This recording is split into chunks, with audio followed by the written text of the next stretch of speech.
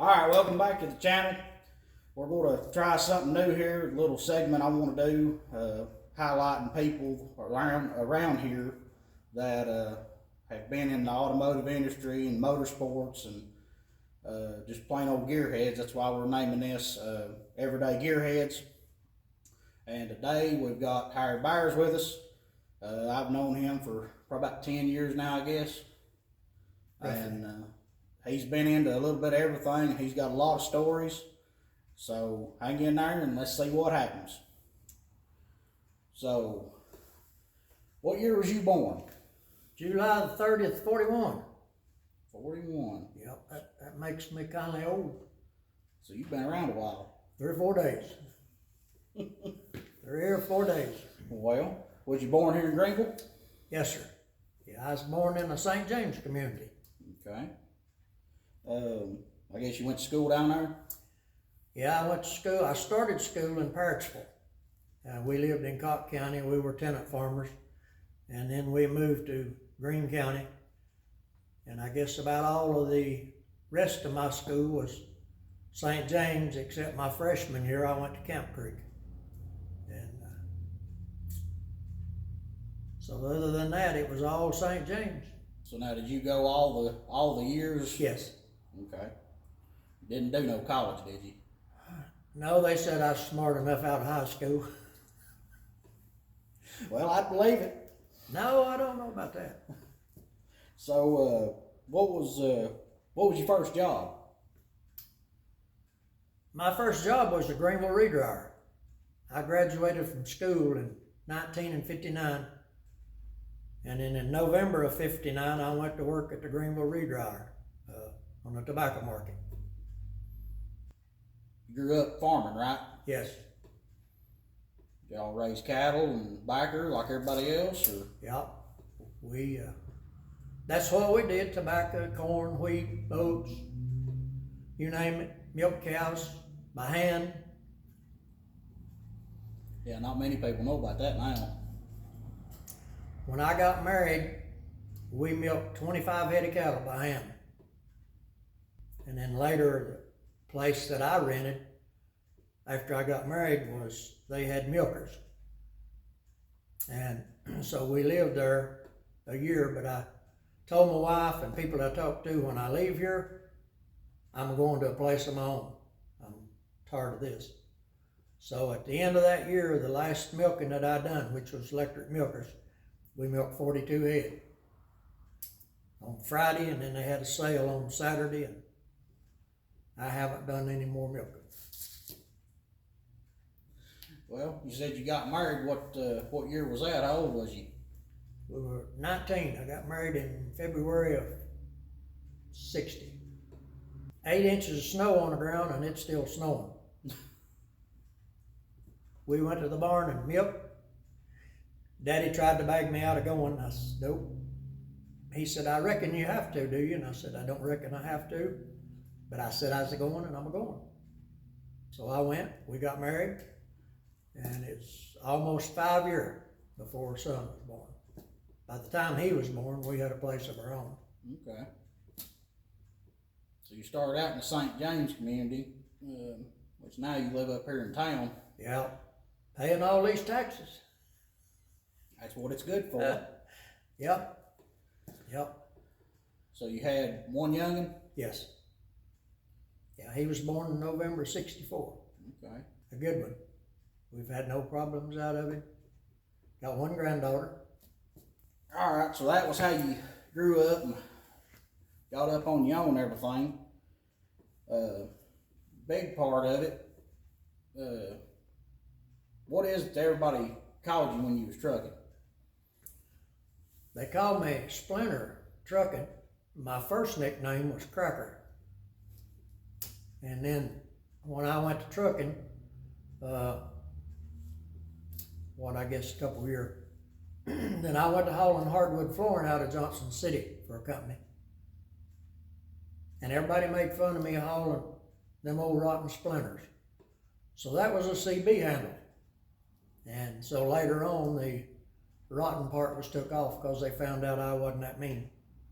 So they just called me Splinter. I still have people today that knows me as Cracker, and they call me Cracker. That's where that came from. So now, what year, when it was that you started trucking?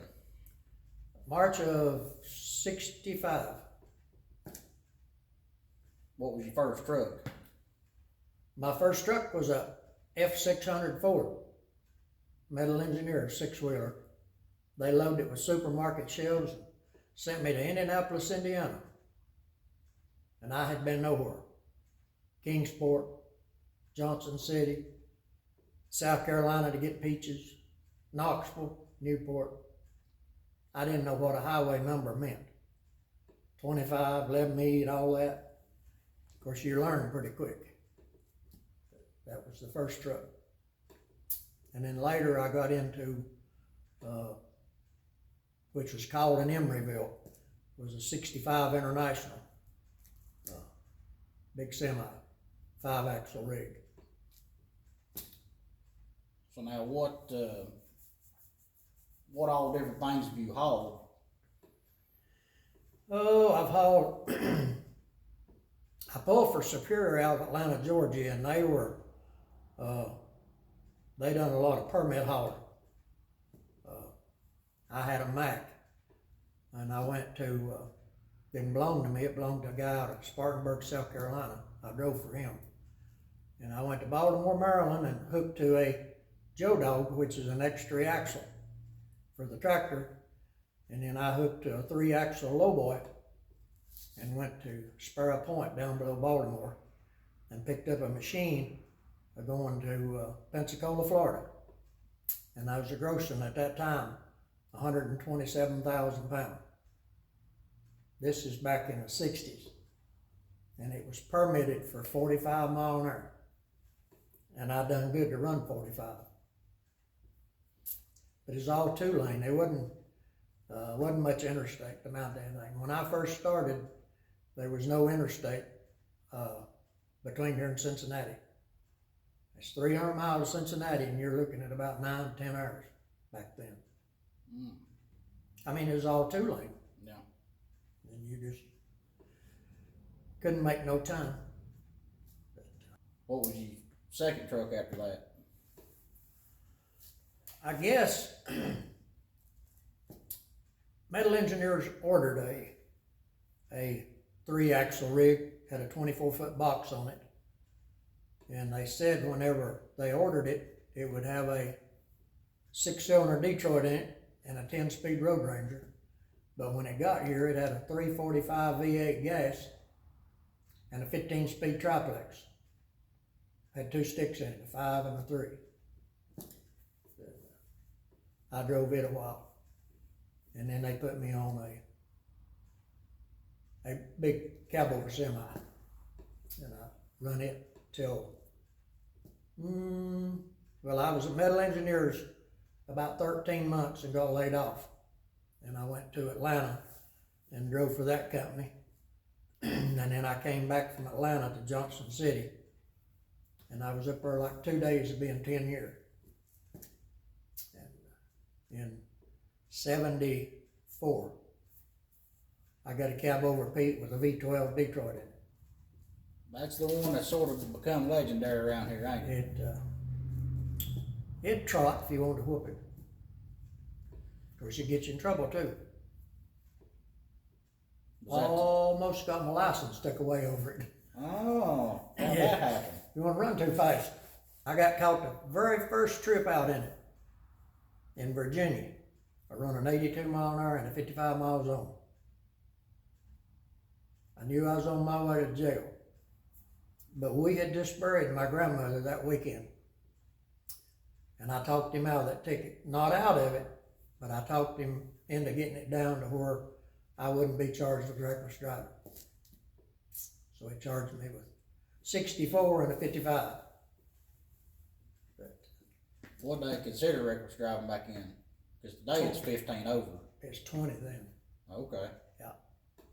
That depended on the trooper. He could charge you with reckless driving at 5 over if he wanted to. The biggest thing is how you, and people don't understand that. A lot of people don't understand how to talk to a law officer. The first words that comes out of your mouth tells him whether you're going to get a ticket or not. I mean, if he asks you a question, how are you today? Oh, I'm feeling fine, doing real good. No, I don't feel so good. I've been sick. I said, the trooper can read your face. They can do it. Is that the only time you ever run into one, or? Oh, no. No, don't ask me that question. Don't ask me that question, because I got 5 tickets in less than 4 months with it. With the Pete? Yeah. Mm. Yeah, somebody say you ain't got no truck. So I'd have to show them. You owned and operated your own truck, didn't you? Yeah, for 5 years. I bought a Mack, and I run it a year and then traded it for an international. The Mack was a single axle, and I traded for an international twin screw. And I ran it, I guess I ran it 5 years, so that'd be 6. Got everything paid for. I had a tractor and 2 trailers, kept it paid for 2 months and sold out. Let somebody else pay the bill and I'll drive for them. Didn't like it too good? Nope. No, you drive it all week and then work on it all weekend just to get to drive it all week next week. Hmm. That gets old. How many years total did you drive a truck? 26. 26. What was the last job you had driving? Magnavox. Here in Greenville? Yeah, I ran a total of better than 3 million miles, 26 years. You've hauled everything from flooring to TVs to... Yeah. A little bit cattle. I've hauled a couple of loads of cattle. I pulled a tanker for a guy once. One trip he had broke down. And so I pulled it maybe 100 miles for him. But other than that, there's no more tanker. Now back in, did you have to have an endorsement to run tankers like today, or? You were supposed to, but the guy was broke down. And so I just got him out of the pinch, and the law knew about it. So, you know, we wasn't hiding anything. Now how was it driving them old trucks with the multi-sticks and? It's fun. It's fun. You had to learn, but I enjoyed it. What was probably craziest, or some of you craziest or most memorable stories driving truck? We got all day. Well, I've had several close calls, but God took care of me. I didn't get hurt. I trucked that 26 year, only had, I guess you'd say, 2 wrecks. Both of them were my trucks, and both of them was my fault. No, the second one wasn't my fault, but the first one was. But I've had some close calls. I had a guy over in Pineville, Kentucky, came out of Harlan one Sunday evening. I was going to Cleveland, Ohio. I had a load of chickens. And when I went into Pineville, that was a 2-lane road. And there's a bridge that they crossed, 19, stop sign. So when I get down there going up right at the bridge, this car comes up to the stop sign and stops. I saw him stop. But I don't think he ever looked at me, and whenever he pulled across in front of me, he got so close to the truck that I didn't touch him, but his car went out of sight in the windshield. Now how, and you can't tell me I done it. I didn't do it. So that shows you somebody has got to have an upper hand. Trucking was enjoyable. I learned a lot, had a lot of experiences. I've been in 46 states and Canada a half a dozen times. And I got a son that when he was 11-year-old, him and his mother had been in 36 states in Canada 2 or 3 times. So that's something for him him to remember. So you was all in with the family with that. Yes. In fact, until I came to Magnavox, she drove every truck I drove. I never did let her drive loaded, but she drove empty and I could snooze a little bit. But when I came to Magnavox, the insurance wouldn't let us haul anybody other than another driver. But I delivered stuff in Florida, hardwood flooring, furniture. We toured Disney World 3 times in a semi. I mean, we were on a trip. We'd go down there and unload, come back to Disney World, park in the parking lot, get our tickets, tour. When they set the fireworks off, get in the truck and come home. We did that 3 times. So you said you let your wife drive a little bit. Did she ever get the lead foot, or No, she wouldn't try to show what that truck could do? no. No, we came out of Florida, got on the turnpike, and I put her to driving. And we trucked her a little bit. Speed limit was 60, I believe. Might have been 65. But anyway, a couple trucks passed. In a little dab, this guy said, "There's a woman driving that Pete." The guy said, "You sure?" "Yep, there's a woman driving that Pete." "How about that lady north of that brown Pete?" She didn't say anything. "How about that lady running north on the turnpike, that brown Pete? You got your ears on?" I said, "Mama, talk to him."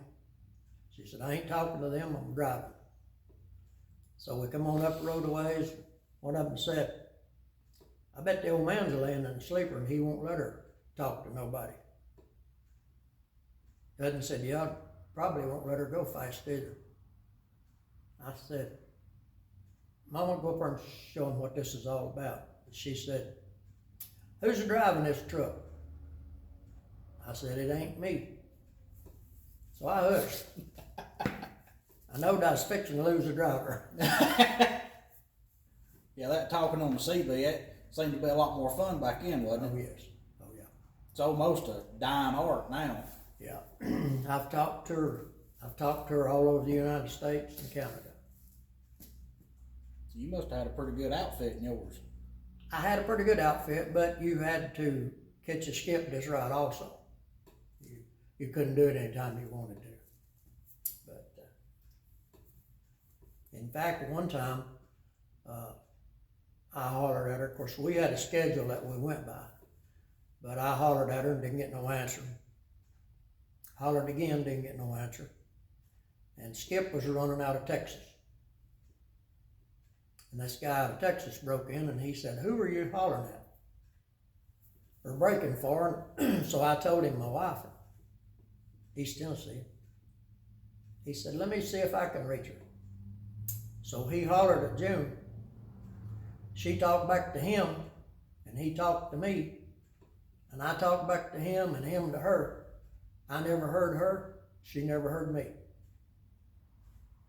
But it was in a triangle.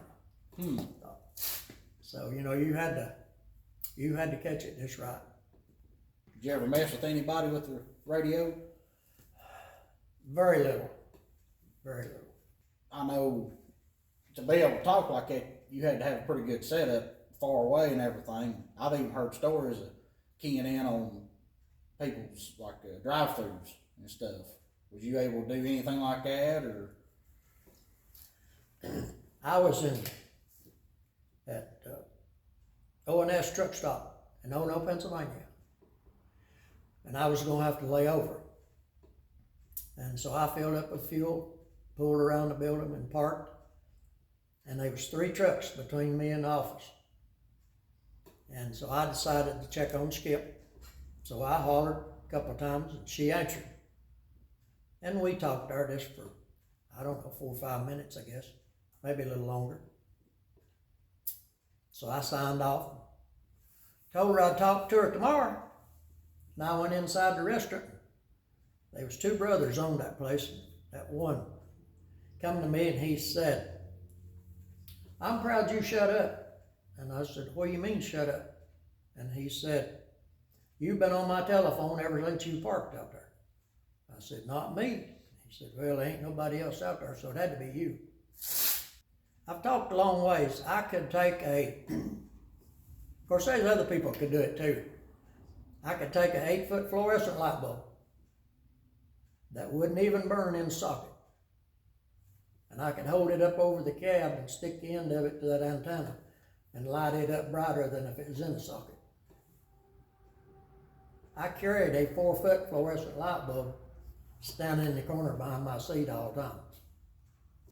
Just to prove a point. Prove a point. We were in Abingdon, Virginia, pulling one Saturday night. And I had mounted a little bitty red light on top of my antenna. I had a F600 Ford, I had my tractor on. So we got on the interstate, come toward Bristol, and got down there almost to Bristol, and this guy wanted to know if there's any ladies on the CB. And I changed my voice like a lady and answered him. And wanted to know where he was at, and I told him where I was at, which wasn't right. And that I'd meet him so-and-so, and that wasn't right. A friend of mine was back behind me, him and his wife and kid. And she said to him, said, "I want you to listen to him." And so he said, "Don't you know who that is?" She said, "No, but that ain't right. Some woman on here acting like that." And he said, "If you'll pay attention every time that woman's talking, that little red light's on top of his cab." So. Well, now back in, having a CV was a lot different than today. You had to have call numbers back in, didn't you? I started out with call numbers, but then later on, I'm going to say up in probably upper 70s, they quit using them. To start with, my call letters is KR8788. And was there any significance to that, or that's just... I don't know what the deal was. It's something the FCC come up with. But at that time, there wasn't no bull to mount anything on the radio. Like me going to, say I was going to Chicago, didn't know where I was going. Maybe I'd hear a couple of guys talking and break them, and you broke with your call letters. One of them would answer you with his call letters, and you'd tell him where you were wanting to go, and they would give you directions, and then they signed off with their call letters, and you signed off with yours. And that's about the extent of it. You didn't, unless you was hunting someplace, you didn't talk to anybody. And then later on, it got to where you talked to everybody and tried to talk over everybody. With all your years of trucking, what was your favorite part, or just the best thing about it? Well, I know we're in it for money, but I guess Magnavox was the best. Because the company that I left to come to Magnavox, I was getting 11.5 cents a mile. When I come to Magnavox, I got 20.5. So that's a lot of money. And I asked the man that hired me, how does my wages start? Because I want to know what I need to do to work my way up. And at that time, I won't call his name, but that time the guy that was on top, the guy that hired me, said, "You will get the same pay as the man on top does because you're expected to do the same job as he does. And if you don't, somebody else will." So that pay increased, and they were good to us. Magnavox, they stuck up for their drivers. They stuck up for them. It's something you don't really see, but you They know. didn't. Oh no. But, Magnavox is the best job I ever had. So you drove for 26 years. how much did it evolve trucking as a whole in them 26 years, as far as regulations and just being able to do it? To start with, we logged. In fact, when I first started driving, I didn't log because the guy said I wasn't 25 years old. I didn't have to log, but he was wrong. But anyway, I never did get caught, and so I logged, and it's all paper log. I don't know whether I'll tell this or not. Sometimes you carry 2 logs. Occasionally you might have to carry 3. I didn't have to carry 3 much, but you had to make sure you was right. I know I had a dispatcher out of Johnson City ask me one time, said, and the DOT could come in and check your logs at the company. Said, what about these log sheets? And I said, what about them? Said, do they lie? And I said, don't ask me no questions and I won't tell you no lies. And I was not asked any more questions. But to go back out there today, back several years ago, we'd leave on maybe Saturday night going to New York City. By the time you got to the upper end of Virginia, they might be a half a dozen together. Didn't care whether you got to New York till Tuesday. But now, you leave on Sunday evening and got to be there Monday morning. You don't see nobody, you don't talk to nobody, and on the CB radio, all they want to do is cuss and fight. But it just wasn't as enjoyable as it was first 10, 12, 15 years. All right, so we went through your trucking career, and during all that, you sort of took up another little career as more of a hobby, but it almost turned into a career, you might as well say. You took up tractor pulling, didn't you? Yeah, that has to be a hobby. Don't make much money at that, do you? If you win enough money to pay your trip, and you don't have to work on it when you get home, you're money ahead. It's tractor pulling is kind of like anything you get into. To me, is a hobby. Whether it's tractor pulling, whether it's racing, if you're lucky to pay your way, then you've done great. But I got into that, and I was real fortunate. I probably won 3/4 of what I spent. So I done real good. And then some of the classes started moving up to heavier. The class that I was good in kind of got slim. And then I started running a mini rod sled. And I ran it for I don't know how many years. In the meantime, sold my tractor. It went to Illinois. And then I wound up owning that sled. And I think I ran it 13 years.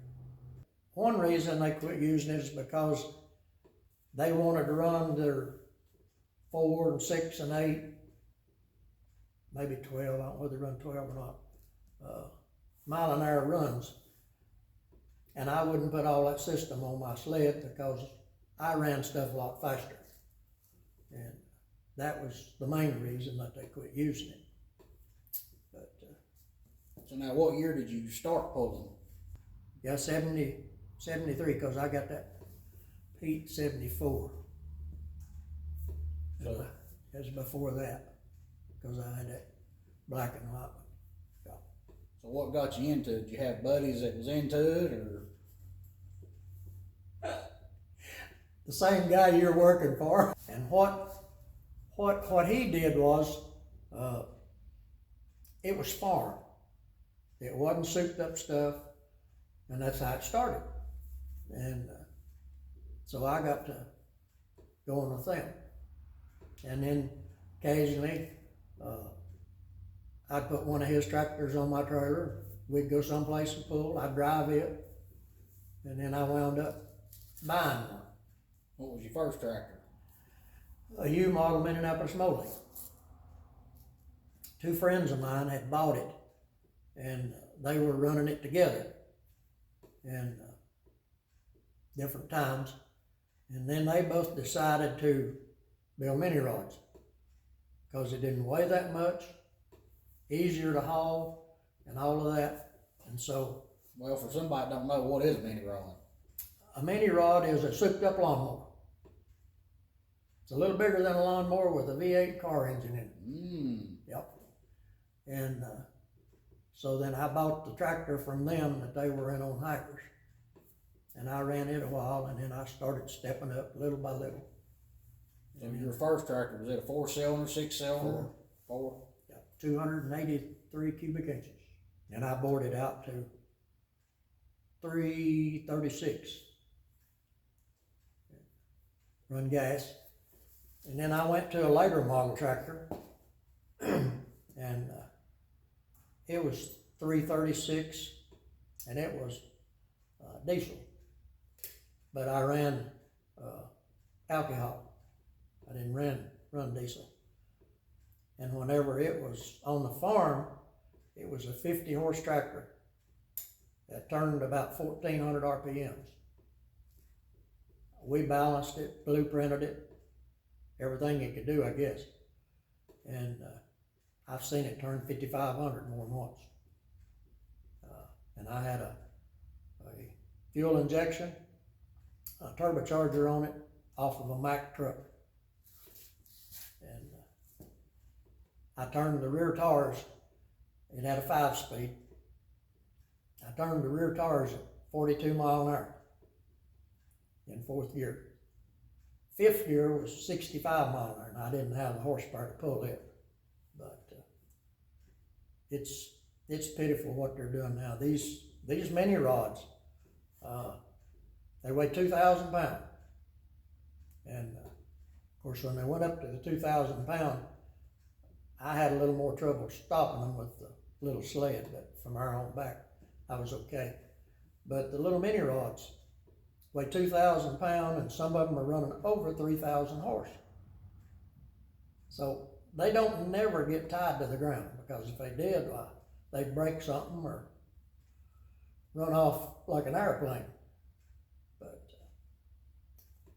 so how long did you run that first tractor? Probably 2 years, maybe 3, and then I started stepping up. What'd you go to next? I went to M602. It was still a 4-cylinder, but the M602 engine I had in the first tractor. I just didn't have the fuel injection and turbocharger.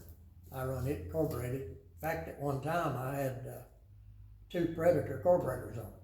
And, you still ain't got the Predators, do you? I might have to buy them. No, I borrowed them from a friend of mine. And but it still wasn't like I wanted it. So I wound up going fuel injection and turbo. And in the super stock class, and that's what I pulled in with the second tractor. There's a guy out of Knoxville, got a 7210 John Deere. There's about 125 horse on the farm.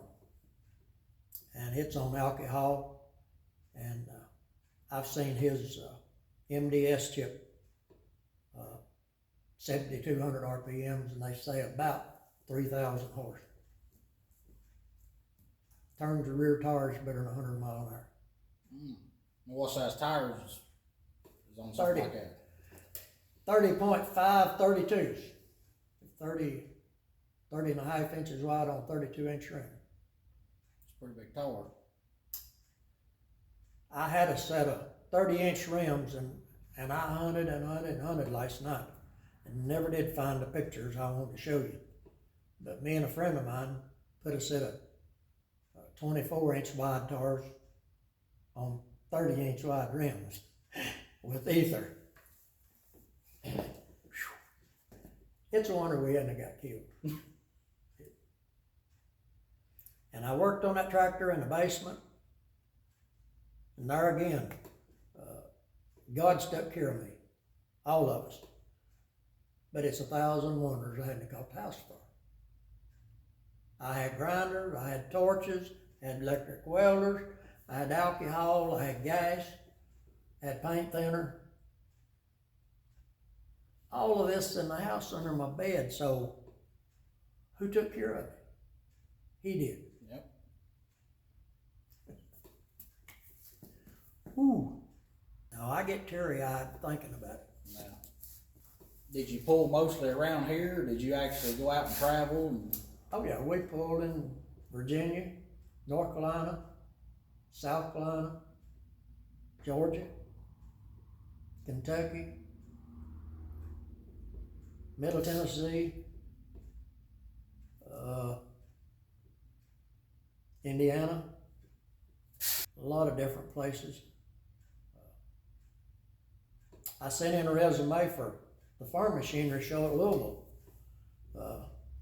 3 different times, but never did get accepted.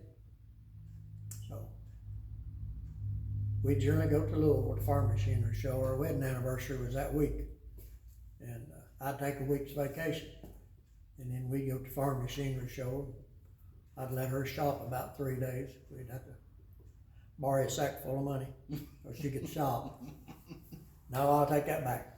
I got a woman not like that, but she can shop for a half a day and buy $5 worth of stuff. So I've been lucky. I guess the Lord took care of you in that department too. Yeah, buddy. Yes. Yes, she's got the biggest hand in what I've got, or what we've got. So now how many years was you actively pulling? Probably 93, 94. Probably 20. 20 years. How did pulling evolve over them 20 years? Well, it started out, I guess, as 2 tractors are pulling back to back. And then they came up with a weight transfer. To start with, they'd have like a pan, and they'd have people standing on each side of the track.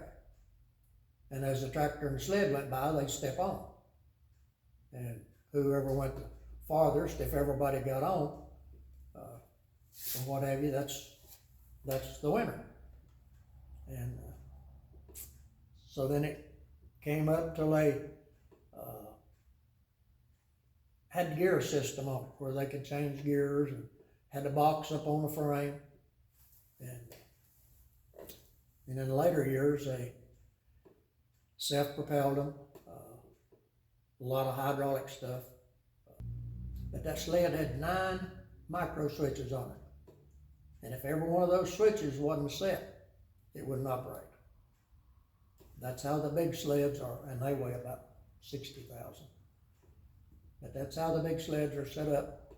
And me and a couple of friends of mine, every time we go to a pull, we'd look the big sled over, watch them, see how they were, all of this and that.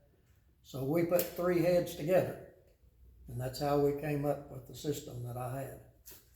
So after you quit pulling, you started on the sled. Yeah. Did you lease it out or? Run it myself. Okay. I take it to pulls. They called. We went to DeCoin, Illinois in February 12, might have been before that. We went to DeCoin, Illinois, pulled indoors. Outside it was 4 below zero. We were inside pulling. My truck sat outside and ran for 12 hours sitting out there idling. Of course, we were inside. We kept the sled inside. So, you know. How was it owning and operating one of them sleds? I got along good with everybody. I didn't have any problems with anybody. And you knew when you left home, if you didn't break nothing, what you were gonna get. Where when you were in pulling, you didn't know whether it was gonna break or not. So, I mean, everything can be nice and you can go pull and make you a pass and decide to come out of the block, and that's cost me. Oh, yeah. And fortunately, I got along excellent with the sled. I don't think I had 2 or 3 breaks that wasn't fixed immediately. Well, what years did you run the sled?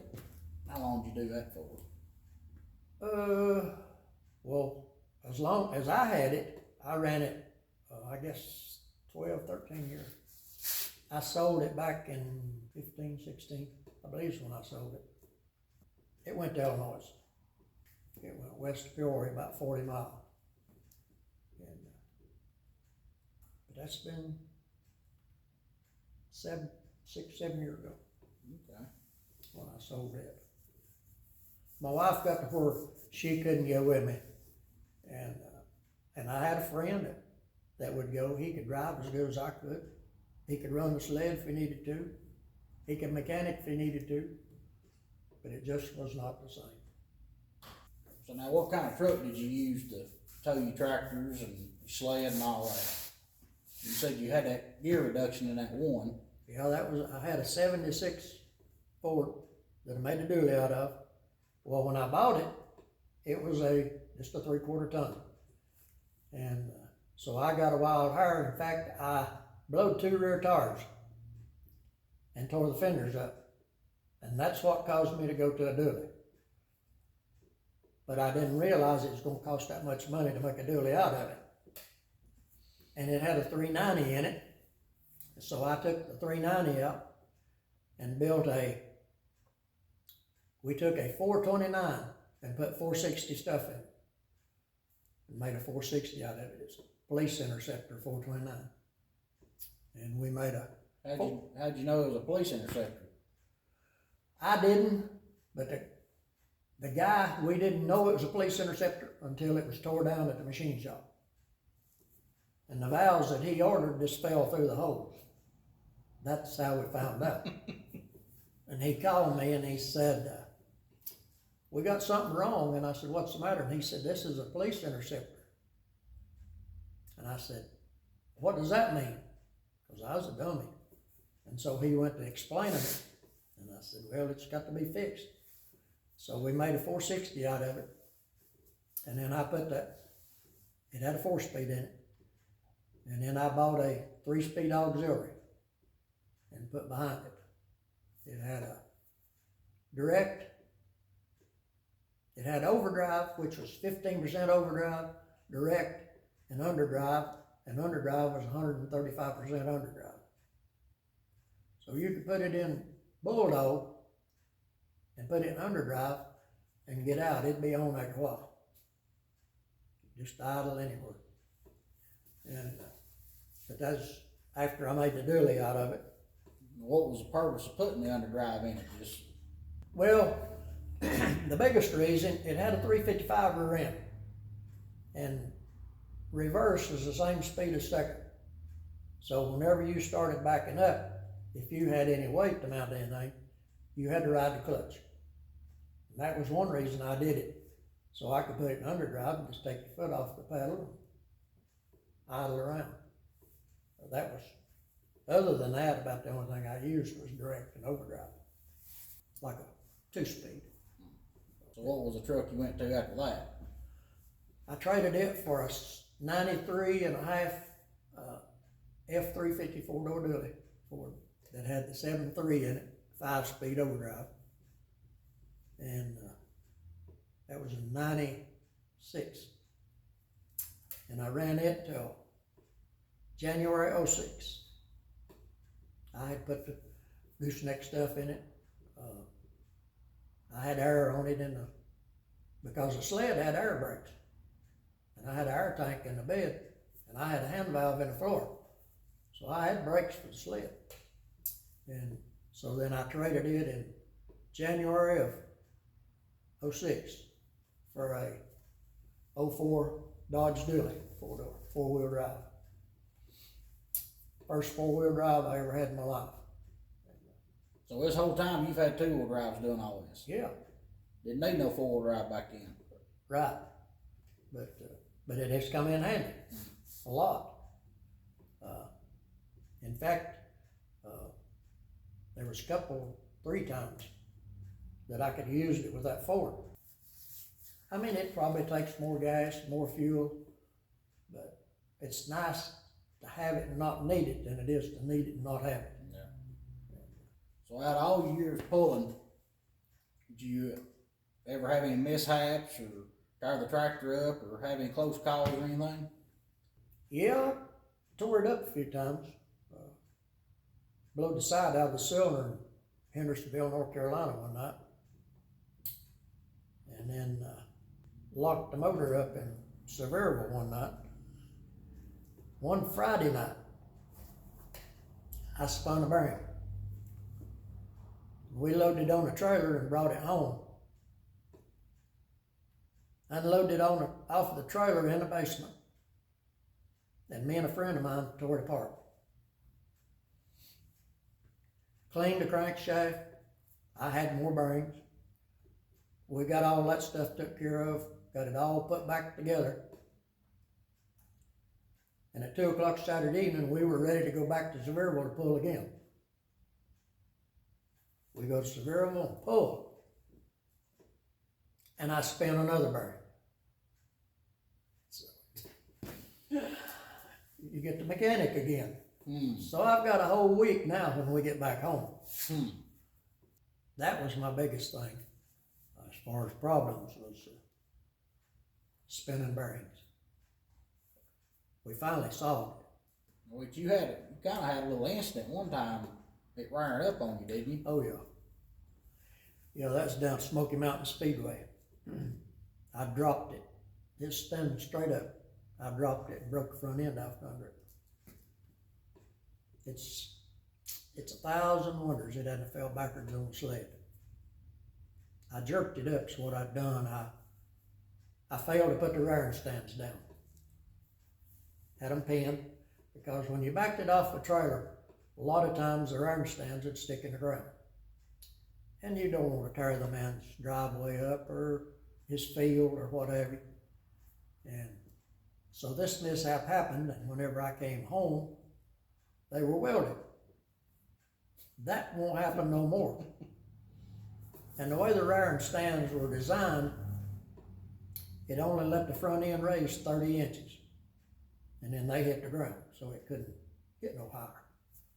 But I had failed to put them down, and it was, I honestly believe I could have reached up and took a radiator cap off. But again, he's looking after me. Again. So now you've not got any more tractors, do you? Not to pull, I've got a couple of show tractors. Oh, what are they? I've got 2 Fords. I've got a 501 offset, which is made like a Super A farm haul, 1961 model. I've got the cultivator and the side dresser, which I haven't restored that, but I have the tractor. And then I've got a 961, which is a tricycle. Both the tractors are row crop. Both of them are the same year model, 61. And both of them are diesels. That's pretty rare. I know the year models, for them to both be the same was odd, for them to be the same year, because one of them was sold new at Hillsboro, Ohio, and the other one was sold new at Jonesboro. But they're both the same year model. Biggest part of what you saw, those 2 tractors, were gas burners. So you just take show them? Yeah, I bought a trailer and then I rebuilt it to suit me, just to all those 2 tractors on. And go to a show and unload them and show them, load them up, bring them home, back them in the shed, unhook the trailer, wait till the next show. You don't tear much up doing that. No, you don't tear much up. And it's just like an automobile. You can get a sack full of money in them too. Oh yeah. Not as much as an automobile, but you can put a lot in one. Yeah, I know all about that. All right, we've come through your pretty much the biggest part of your life, your career, trucking, and pulling and everything. So you said you pretty much quit Magnavox. Well, they set you out. What was it you done after that? Well, after that, I went to work in a machine shop. And in July, after they set us out, I got my business license for here. And I was working in this shop at night. So I'd work for him 8 and 10 hours a day, and then I'd come in here and put in 4, 5, 6, 7, 8 more at night. And I did that for almost 9 years. People begged me 4 or 5 years before to quit him and come in here all the time. But I was scared. I didn't think that I would have the business to make a go of it. And so I was afraid to attempt it. And so when I finally did, why, then you wished you'd have done it 4 or 5 years earlier. But you can't change what's done happen. And so I don't regret it. But I came in here full time in December of '99. And I've been in this business ever since. I built trailers, brakes on trailers, wiring on trailers, gooseneck hitches, fifth wheel hitches of trucks, built receivers to go under trucks. Occasionally you'd build one for a van, and then you had to start watching about your liability insurance. So I quit all that, building that stuff. Then it got to where if you built a trailer, it had to be inspected through the Department of Transportation, and that's a bunch of paperwork. So I quit all that, and but I've made a good living. We bought a bunch of mini storages next to us in '95. So this ain't the only business you've got. No, we've got another business right beside this business. The mini storages, there's roughly 123, 125 customers over there. And we've got a good bunch of customers. What year did you buy them? We took over April 1st of '95. That was one reason I quit the machine shop, because the only time I could help her was at night or on Saturday. And so I told her to do some figuring, and if we could make ends meet, I'd quit the machine shop. And so she done some figuring. She said, there ain't no problem. So I quit the machine shop in December '99.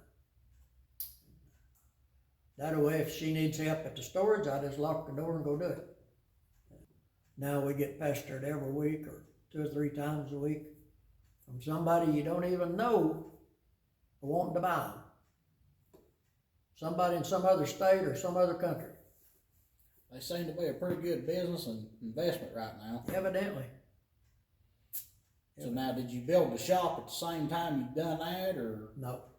This shop was built in '85, just to have a place to play, because I was into tractor pulling and driving a truck, and I intended to retire from that company and just to have a place to play. So then whenever they set us out,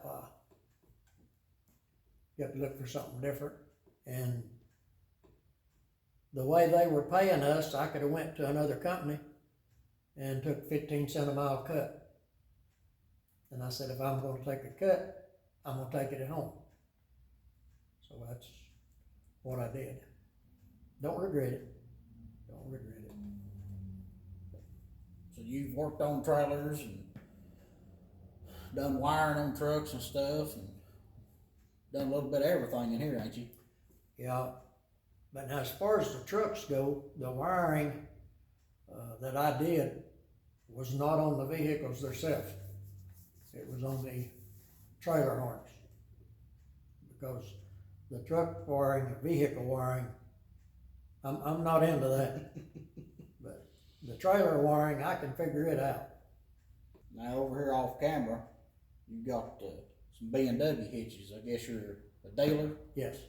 Yes, I've been a dealer for B&W stuff since June of '96. That's when I got the dealership. Putting in gooseneck hitches, gooseneck balls. And up until probably 7 years ago, I've averaged between 50 and 60 a year, nobody but me. Me and my wife put in 3 in one day. So she's helped you even up until now. Oh yeah. Well, it's probably, other than the bookwork, it's probably been 6, 7 years since she's been over here to do anything as far as work goes, because whenever she got to where she couldn't help me, I taught myself how to do it. But she does all the paperwork for this, paperwork for the storage, and then all the paperwork at home. So she's got a job. Mm-hmm. Well, that's the thing. How important is it to have somebody like that to be able to help? Especially if you're married to them. It's worth more than me. Because what she does, I'm out in left field. I could keep up with this probably if I had to. I could probably keep up with the storage if I had to. But when it comes time to get everything ready for taxes, I'd have it in a washing tub. And she's got it all together, day by day, month by month, year by year. It's easy for the tax people to take care of it. So if something happens to her first, I'll have to hunt somebody that knows more than me. Because it would be a mess. That's one reason I've just about quit this. Well, let's say you've worked for people, you've worked for yourself, you've dealt with pretty much everybody you come in contact with.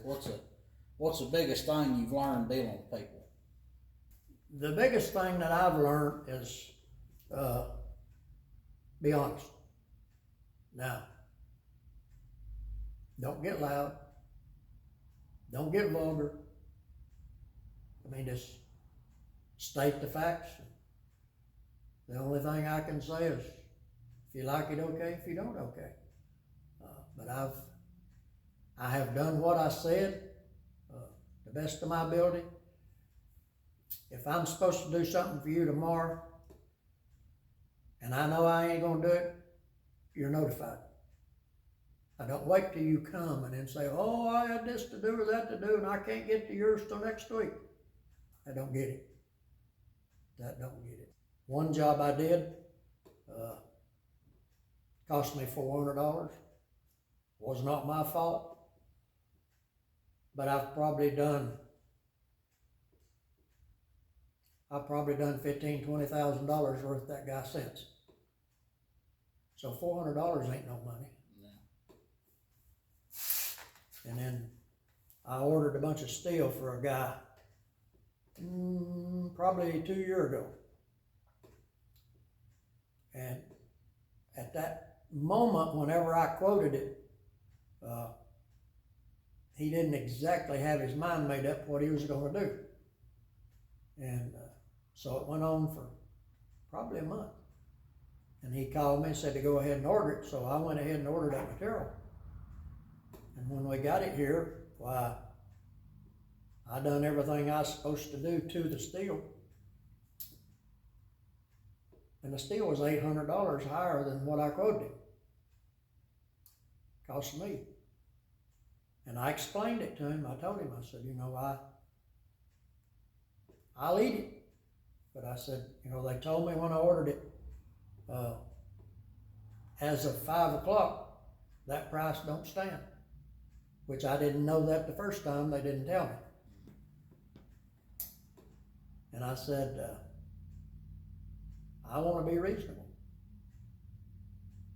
I said, I'll eat half of it if you'll eat the other half. He said, I can live with it. So I've done a lot of work for that guy since. So, you know, sometimes it costs you, but in the long run, it pays off. And I've got no regrets. Well, what's something that you would probably tell the younger generation, my age group and younger, just starting out, and if they want to go in business for themselves, or even if they want to work for somebody, what stuff that you would tell them that they don't know? If you work for yourself, you've got your own rules. The rules that you got to go by. I mean, don't have rules that you use for John today and tomorrow a different rule for the same thing for George. You got to be consistent. And if you're going to work for somebody else, the only thing that person asks is their time. If you're supposed to work 8 hours, that's what he wants. If it's 5 days a week, that's what he wants. So you can either make yourself or break yourself. And as long as you work for somebody and make that person happy, and the biggest thing, don't lie to the person you're working for. I mean, I know how some people are, and that's one reason I've had no one in here but me. You get 2 or 3 people working, and somebody does something wrong, then, oh, I didn't do that, so-and-so did. No, I didn't do that, so-and-so did. So I have been by my staff, and if there was a mistake made, I'm the cat that made it. So there ain't no use for me to do a thing, only fix it. And I've been real fortunate. Real fortunate. Well, what have you learned from owning a business? Cost a lot. Well, is it worth it to go in business for yourself? Depends on the business you're into. I couldn't work on automobile. In fact, I couldn't work on farm machinery now. Everything's computer.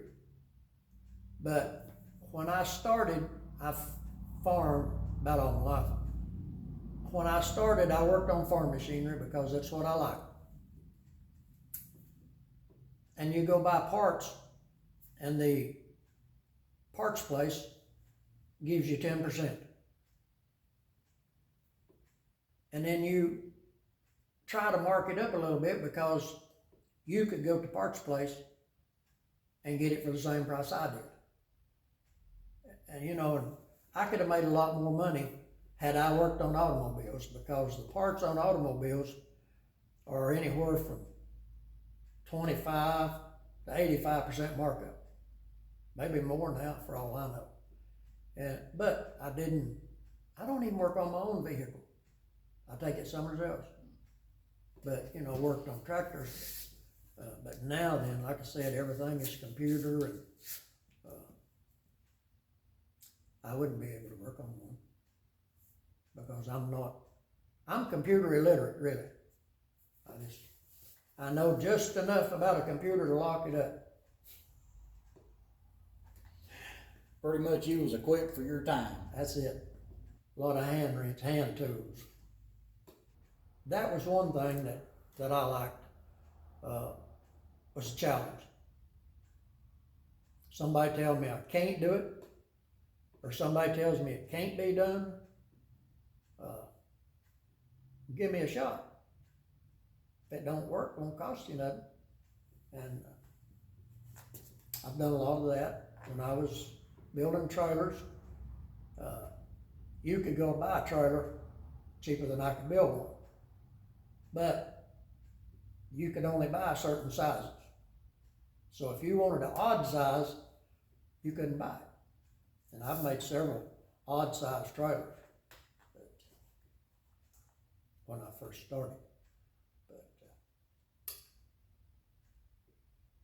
I like what I've done. I'm proud of what I've done. Now I want to tinker. Now I want to tinker. Well, I'd say you've earned the right to do that. That's what they say. But I don't know whether you can answer it or not, but I got one question. All right. Why do I have to wake up at 5:30 every morning to do nothing? Just gotten used to it, I guess. You know, like on Saturday, I wish I could sleep till dinner. 5:30, I'm awake. And you got nothing to do. Well, I guess be glad that you like that, because there's a lot of them sleep to dinner and got tons of work to do. You don't do nothing. Yeah. I like to get started. When I was a trucker, I kept my watch 10 minutes fast. Unless somebody said something about my time not being right, I was ahead of schedule. And you get in some of these big towns, 10 minutes makes a big difference in traffic. Yeah. I've always, of course, my parents raised me that way, but for us kids, but I believe in starting ahead of time. If you have a flat tire, you're late. Yep. I heard a fella one time say, he said, you know, if you're early, you're on time. If you're on time, you're late. And if you're late, you're forward. That makes sense. Most people don't understand that now. No. Oh. Well, I believe that's going to do it this time. I really appreciate you doing this, because part of the reason is the old timers they've got all these stories and all this knowledge and stuff they've gained these years, and once they're gone, it's gone. Oh yeah. But I really appreciate you doing this, and it's been a lot of fun. I hope it's been for you. I'm okay. I just didn't want to mess up something. Well, I hope y'all enjoyed it, and stay tuned for the next episode. We'll see how many of these we can do and what all stories we can get told. So thank you, and see you next time. Take care.